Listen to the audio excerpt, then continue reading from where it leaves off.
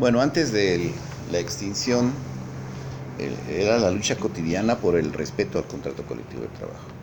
En el marco del desmantelamiento de las empresas públicas, ¿no? La falta de inversión, descapitalización, que llevaba a perjudicar el servicio público de energía eléctrica. Había carencias en los centros de trabajo de materiales, equipos, herramientas, vehículos. Y sin embargo el trabajador cotidianamente, sobre todo el grupo operativo, buscaba soluciones, ¿no?, para que se mantuviera la continuidad del servicio. Esta fue una de las cosas constantes en todo el periodo anterior a la extinción. O sea, la defensa de la industria eléctrica comenzaba por hacer que la continuidad del servicio se mantuviera permanente, ¿no? Y las violaciones al contrato colectivo, ¿no? La misma descapitalización de la empresa llevaba a la precarización, ¿no?, de condiciones de trabajo, de equipo de seguridad. Entonces el sindicato constantemente estaba chocando, ¿no?, con la administración de Luz y Fuerza del Centro por el respeto a la contratación colectiva en temas de seguridad e higiene, en tema de las prerrogativas económicas, en tema de la bilateralidad en la toma de decisiones entre la empresa y el sindicato, en la defensa de la materia de trabajo, porque ellos en todo momento buscaron terciarizar la materia de trabajo. Te lo dejo muy claro, en Comisión Federal de Electricidad solamente existen áreas sustantivas, es producción, o sea, generar, transmitir, distribuir y comercializar, no hay más. Y Luz y Fuerza tenía áreas y departamentos de apoyo, de servicios. Nosotros teníamos nuestras propias fábricas y talleres, teníamos un área de construcción, ¿no? Teníamos telecomunicaciones, todo integrado en el contrato colectivo como materia de trabajo exclusiva del sindicato. Entonces, la lucha contra la terciarización se daba antes, porque la empresa, un ejemplo muy sencillo y burdo, digamos que se descompuso una camioneta y la quería mandar a reparar en un taller mecánico de un tercero, y nosotros tenemos talleres automotrices. Entonces era una pelea porque la materia de trabajo en la construcción de plantas de generación, de líneas de transmisión, siempre estábamos con la amenaza de que llegaran terceros, y después de la apertura del sector con Carlos Salinas de Gortari, pues empresas privadas extranjeras nos disputaban materia de trabajo y nosotros tomábamos medidas de hacer paros, de ir a vigilar físicamente nuestras instalaciones, de físicamente expulsar a los contratistas de nuestra zona y materia de trabajo. Esos eran nuestros aspectos cotidianos, ¿no?, de lucha por defender el contrato colectivo de trabajo. Básicamente eso, y bueno, las penalidades de todo trabajador, ¿no?, en México, ¿no? Que estamos... Hay un agregadito, Beto, porque él se refirió a un ejemplo, que es los vehículos, pero teníamos otro tipo de equipos que, por ejemplo, los transformadores comunes y corrientes, que ustedes pueden ubicar en postes o en bóvedas, ahí los pueden ubicar físicamente. Obvio que era una materia de trabajo que enriquece a gente. Y ellos querían, los administradores de Luz y Fuerza, como ahora lo hace Comisión Federal, dan ese trabajo a empresas que ellos mismos crearon. O sea, los funcionarios crean una empresa y se dan el trabajo. ¿Sabes qué? Dale mantenimiento a estos transformadores. Y en el caso de nosotros no lo permitíamos. Nosotros teníamos en la calle de Salónica un taller mecánico que ahí se reparaban los transformadores. Por supuesto que esto abatía los costos, ¿no?, de gastos de la empresa, e impedía el enriquecimiento de funcionarios. Por eso nos combatían tanto. Y no solo era el problema de vehículos, el problema de los transformadores. Bueno, hasta los propios llegaron a visitarnos empresarios canadienses, por ejemplo, para el caso de los protectores de la red automática. Decían que si los llevamos a una instalación, decían, ¿esto es un museo? No, si aquí reparamos esos protectores, unos aparatos. No puede ser. Estos nosotros los desechamos hace mucho tiempo porque ya no teníamos forma de repararlos. Bueno, técnicos nuestros, trabajadores, obreros, hacían esas reparaciones. Es decir, había una inventiva, lo que dice un poco Humberto, ¿no? El saber obrero se desarrollaba en plenitud, y esto en provecho de la industria eléctrica, porque éramos profundamente nacionalistas. La industria eléctrica tiene como propósito final darle continuidad al servicio. Esto a lo mejor no les dice mucho a ustedes. ¿Qué es darle continuidad al servicio? Que tengan energía eléctrica, que no sufran apagones, que no estés tú en la computadora trabajando y de pronto no salvaste el documento y se te fue la luz y ya lo perdiste. No sé si nos explicamos, ¿no? Ese es el asunto. Darle continuidad al servicio significa garantizar energía eléctrica los 365 días del año, las 24 horas del día. Nosotros, como trabajadores técnicos, trabajábamos las 24 horas. Es decir, un día nos tocó trabajar de noche, otro día de tarde, otro día de noche. Nos tocó trabajar 15 de septiembre en la noche, el 24 de diciembre en la noche, el 31 de diciembre en la noche. O sea, mientras todo el mundo está festejando, nosotros andábamos en las camionetas trabajando. Es decir, ¿por qué lo hacíamos? Porque teníamos el propósito de servir. Esto que se habla de la soberanía energética, de protegerla, de hacerla viable para nuestro país. Por eso fuimos creciendo con la industria.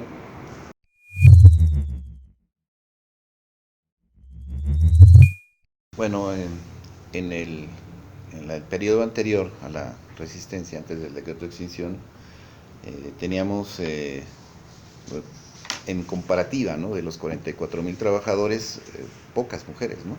Alrededor de 3,000 trabajadores más o menos. Una vez dado el golpe, el despido masivo, 28,000 trabajadores y trabajadoras se fueron a liquidar y quedamos 16,599, que somos los que hemos llevado los 7 años de la resistencia. En la resistencia, el papel de la mujer ha sido valiosísimo. Fundamental. Es algo que ha destacado el papel de la mujer en todo el periodo de la resistencia como parte de la organización de la misma, como sujetos activos, protagonistas de acontecimientos como fue la huelga de hambre de las compañeras trabajadoras aquí en Reforma, Insurgentes. Se hizo una huelga de hambre con puras mujeres. Después un grupo de compañeros del área comercial se sumó en el Palacio Legislativo de San Lázaro. La mujer ha sido un aliento permanente en la lucha y un ejemplo a seguir. Es de los militantes de la resistencia más constantes, más sólidos, ¿no? A donde nos han pegado, las mujeres han sido muy sólidas en su actitud, ¿no?, de frente a la adversidad, ¿no?, y han sido un ejemplo para todos los compañeros. Incansables también, con sus hijos, ¿no? Algunas son madres solteras, otras son madres casadas, pero en todos lados se mueven, ¿no?, con sus hijos, con sus esposos, y ha sido parte fundamental para consolidar el núcleo de la resistencia, tanto en el sindicato como en el hogar. Ellas han desarrollado un papel muy importante que nosotros queremos destacar, nuestras compañeras de resistencia.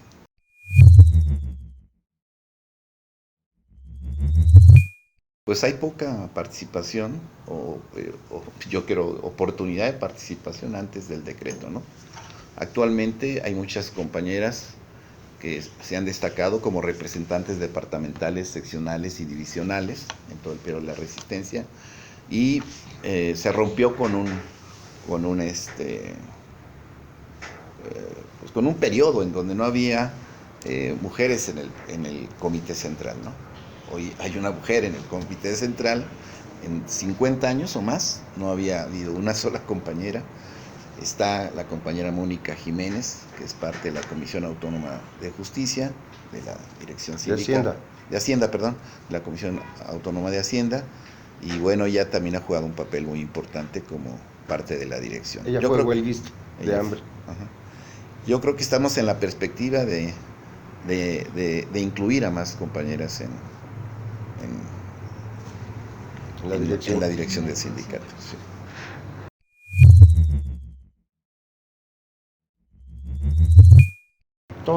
Todas. No hay distinción de género, ¿no?, en la toma de decisiones, ¿no?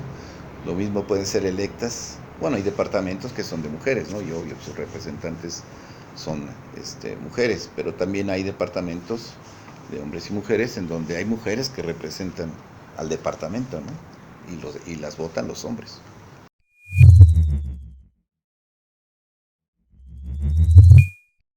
Bueno, en el periodo previo a la extinción de Luz y Fuerza, nuestra organización adoptó las tácticas y estrategias del movimiento sindical, ¿no? La huelga, el paro parcial, las marchas, los mítines, ocasionalmente los plantones, ¿no? En el periodo de la resistencia, en contra del decreto de extinción, la lucha por el patrón sustituto y la lucha por una salida política negociada del conflicto, utilizamos otras formas de lucha, como fueron los plantones indefinidos, por ejemplo la toma de plazas públicas, ¿no? Un plantón indefinido, como fue los 6 meses que estuvimos en el Zócalo de la Ciudad de México, la huelga de hambre, los bloqueos de carreteras, ¿no? La toma de edificios públicos, el cierre de calles y avenidas. Sí, ahí adoptamos otras formas más de la resistencia civil y pacífica, ¿no? En este periodo. Y de desobediencia también. Esto nos costó una campaña de criminalización, ¿no? Como la que hoy tienen los maestros de la coordinadora, a donde el enemigo público era el Sindicato Mexicano de Electricistas, ¿no? Una campaña mediática millonaria que pagó el gobierno pues, para criminalizar la lucha de resistencia del ESME. Entonces nosotros fuimos ajustando nuestra táctica también a los momentos de ascenso y descenso del movimiento, porque no hay un movimiento social que se mantenga en una sola tendencia, en una perspectiva ascendente, continua y eterna, ¿no? Eso no existe.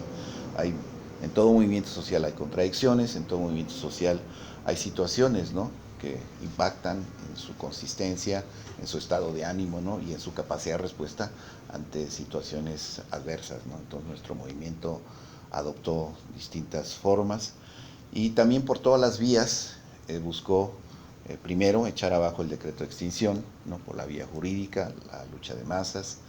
En ese periodo nosotros ubicamos un periodo de ascenso en la lucha que va del decreto de extinción hasta la convocatoria de la huelga política nacional el 16 de marzo del 2010. Ahí es donde el movimiento todavía no había tantos liquidados. La mayor cantidad de compañeros, de los 28,000 que se fueron, fue a finales del 2009 y principios del 2010. Entonces sí se comienza a ver que ya no es la misma cantidad de compañeros que asiste a las convocatorias, ¿no? Tampoco hay la misma respuesta de solidaridad porque el golpe se asesta, se nos da en un momento en donde el movimiento social en México estaba desarticulado, estaba en reflujo, y entonces la primera oleada de movilizaciones sí es acompañada por muchas organizaciones. En ese contexto hicimos la convocatoria a la toma simbólica de la Ciudad de México el 4 de diciembre del 2009, que fueron 5 marchas concéntricas que concluyeron aquí en el Monumento a la Revolución. Fue una jornada muy importante de lucha. El paro cívico el 11 de noviembre, antes fue en el 11 de noviembre, después viene la toma simbólica y luego la convocatoria a la huelga política nacional el 16 de marzo del 2010, a donde nosotros vemos que está el punto de inflexión, ¿no? Ya no hay la misma cantidad de compañeros porque ya hay pues ya casi 22,000 liquidados ya para entonces, ¿no? La solidaridad baja, ¿no? En esa convocatoria a la huelga política nacional, los compañeros telefonistas hicieron un paro parcial de labores de medio turno, que lo agradecemos. Los compañeros de la sección 18 de la coordinadora pararon y vino una comisión muy grande a la movilización aquí en el centro, pero pues refleja también el grado de desarticulación y el grado de desorganización de la clase trabajadora, ¿no? El otro sindicato, el SUTER, sindicato charro, mientras nosotros resistíamos, ellos se esquirolearon en nuestra zona de atención, no se metieron a hacerlo, nuestros trabajos, ¿no? para mantener el servicio, ¿no? Y con todo y eso nos acusaron de sabotaje, ¿no? Que es una de las acusaciones más fuertes. En ese momento, cuando nosotros convocamos a la huelga política nacional, traíamos ya cientos de averiguaciones previas, ¿no? Órdenes de aprehensión para varios miembros de la dirección del sindicato que estaban a punto de ser liberadas. Y en ese momento, bueno, viene el cambio, ¿no? O sea, de una situación que ya era insostenible de mantener. Entonces, dimos el giro hacia la resistencia civil y pacífica con la convocatoria a la huelga masiva en el Zócalo de la Ciudad de México. Más de 80 compañeros se pusieron en huelga, ¿no? Y la huelga, compañero, que más duró son 3 meses, ¿no? 90 días. Entonces, hemos combinado las formas tradicionales del movimiento obrero sindical con formas de acción, ¿no? De la resistencia y desobediencia civil. Nada más ahí, si ustedes pudieran datar o documentar, en estos 7 años de la resistencia hemos sido el sindicato que más, la organización que más se movilizó en la Ciudad de México. No hay otra organización que se haya movilizado tantas ocasiones como nosotros. Llegó a haber días durante la huelga de hambre en el Zócalo, que por otra parte también no tenemos noticia que haya habido tantas personas en huelga de hambre. Si son datos históricos, como la que hizo nuestra organización. Llegamos a hacer hasta 2 veces marcha diariamente, en la mañana y en la noche. Marcha. Llegó a verse, llegamos a hacer marcha a las 2 de la mañana ante el acoso de los militares en la huelga de hambre. O sea, formas, como dice Humberto, de la lucha sindical en estricto sentido, pero también formas de lucha política, porque el sindicato entendió o comprobó que sin la lucha política los trabajadores estamos atados de manos, que la lucha sindical por sí sola, la lucha gremial, no es suficiente, que es necesaria la articulación a la lucha política si acaso queremos modificar sustancialmente las condiciones de vida y de trabajo, no solo las nuestras, sino las de todos los trabajadores mexicanos, y que tiene que ver con el cambio de régimen político y económico. Mientras esto no cambie, las cosas van no solo a seguir igual, sino van a seguir empeorando. Ese es el asunto.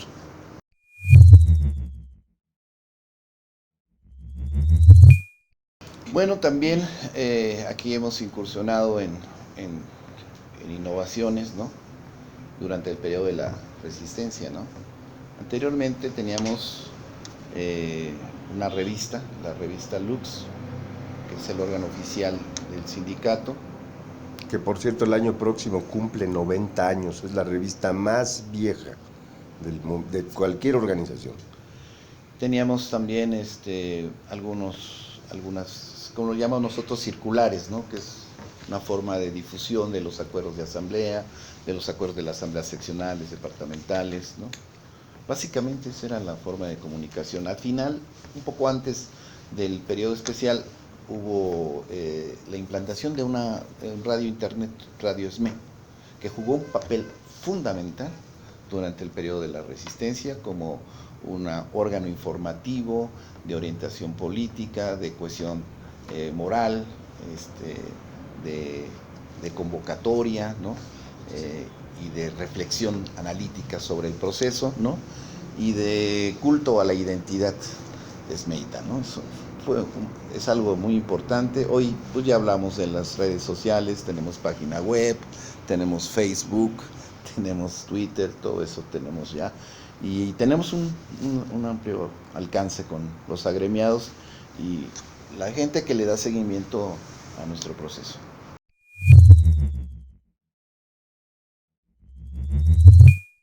De eso estamos hablando, de que nos permite llegar a entrelazar a la resistencia, ¿no? De llegar a cuestionarla y movilizarla, ¿no? Muchos compañeros en resistencia pues no pueden venir permanentemente al sindicato, ¿no? Porque están buscando la forma de sobrevivir, ellos y sus familias. Entonces, una forma de conocer lo que está pasando en el sindicato, ¿no?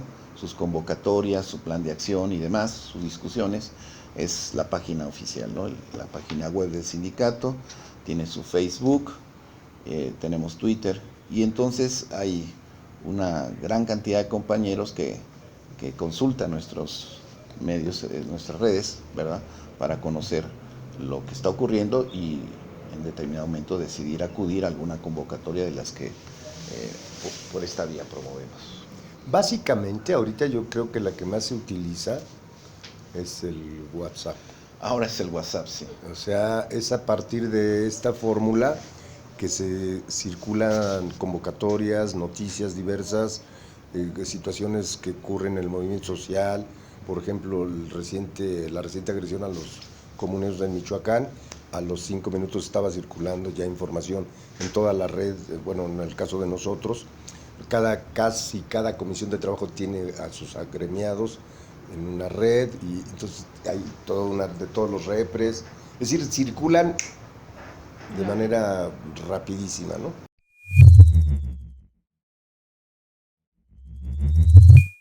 Bueno, ahí tenemos una identidad corporativa de imagen muy amplia, ¿no? El símbolo, el escudo del sindicato es el más representativo de nuestra organización. Es el símbolo de la unidad y de la fuerza de la clase trabajadora, y particularmente de los electricistas. Pero ha habido cantidad de expresiones, y sobre todo en el periodo de la resistencia, de identidad, ¿no? Han surgido personajes, ¿no? Por eso, que se disfraza de luchador, ¿no? Super Esme, ¿no? Entonces trae su escudo y trae su máscara y su capa. Hay otro que se puso el soldado desconocido, ¿no? Un compañero que se pinta la cara, ¿no? De rojo y negro, ¿no? Se puso una estrella roja aquí, con su casco de electricista, su uniforme. Han surgido muchos símbolos en la resistencia que nos dan continuidad a nuestra identidad de clase, ¿no? Es algo de lo que estamos orgullosos nosotros, la historia de nuestra organización,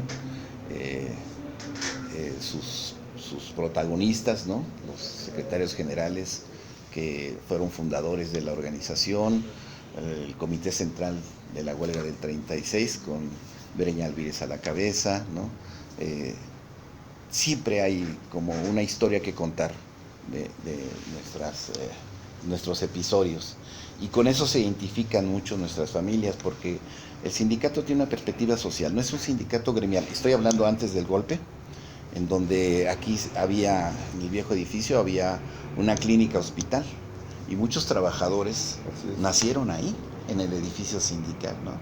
Siempre hubo una política social de procurar elevar el nivel cultural de nuestras familias, ¿no? Los niños, o sea, adultos que se acuerdan de que iban a las matinés los sábados, ¿no? Al sindicato, ¿no? El día del niño, el día de la mamá, todos, siempre buscando integrar a la familia, y por eso es que hoy podemos decir que hay familia electricista, ¿no? Que ahora todos en el periodo de la resistencia se involucraron de una forma u otra en la lucha por la sobrevivencia del ESME, ¿no?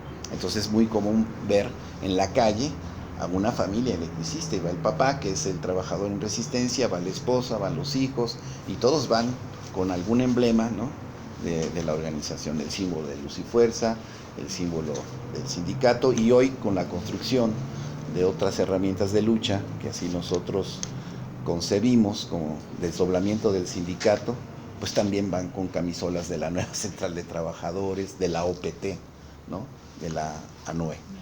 Esto es importante subrayar, porque para nosotros esta experiencia de construir en el periodo de la resistencia es inédita. No hay una organización sindical que en un periodo de lucha por preservar su contratación colectiva, la existencia del sindicato, se haya desdoblado en otros instrumentos de lucha que generan alternativas de organización para otros sectores sociales.